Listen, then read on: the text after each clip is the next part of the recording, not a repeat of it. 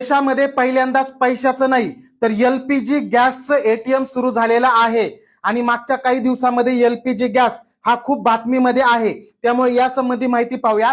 तर देशामध्ये पहिलं 24 तास चालणारं एलपीजी गॅसचं एटीएम हे सोना नावाचं ठिकाण आहे गुरुग्राम जवळ हरियाणा राज्यामध्ये, या ठिकाणी सुरू झालेलं आहे.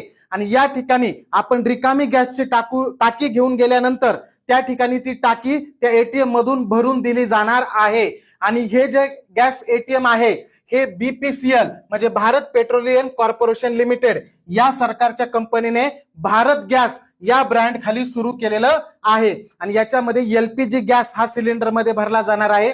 एलपीजी म्हणजेच लिक्विफाईड पेट्रोलियम गॅस. हा एलपीजी जो असतो याच्यामध्ये प्रोपेन आणि ब्युटेन हे दोन वायू असतात आणि या गॅसचं लिकेज झाल्यानंतर ते कळावं म्हणून त्याचा वास यावा याच्यासाठी या गॅसमध्ये इथिल मार्केप्टन नावाचा वायू सुद्धा टाकला जातो. अशाच पद्धतीने पहिलं गोल्ड एटीएम भारतातलं सांगायचं झालं तर ते हैदराबाद मध्ये सुरू झालं होतं.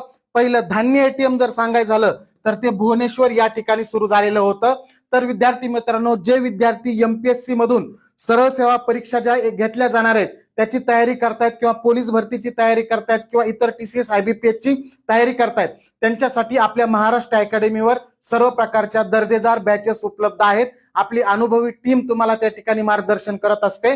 त्यामुळे जे विद्यार्थी स्पर्धा परीक्षेची तयारी करतायत त्यांनी आपलं महाराष्ट्र अकॅडमीचं ऍप नक्की डाउनलोड करा.